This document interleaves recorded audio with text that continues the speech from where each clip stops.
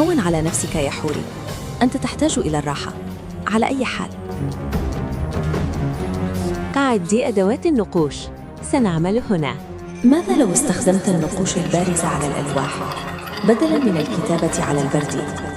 يمكنك استكمال حساباتك. حين مرت أصابعي على النقوش البارزة شعرت بشيء لم أشعر به من قبل، كأن النجوم نزلت إلى الطين. كانت فكرة عبقرية أتت بها زوجتي إيزيس. النطق تساوي نجمة، والخط مسارها. تدربت على هذا الأسلوب الجديد، أتممت حساباتي. الآن أعرف موعد ظهور النجمة سيريوس، وأعرف متى سيأتي الفيضان.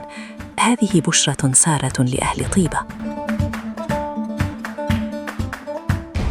عدت بلوح لا يقرأ بالعين بل بالفهم. إذا ظهرت سيريوس في الليلة السابعة فالفيضان بعد 30 يوماً. إن أخطأت فلا تذكر اسمي. لقد كانت فكرة ذكية يا إيزيس، والآن حان وقت الانتظار.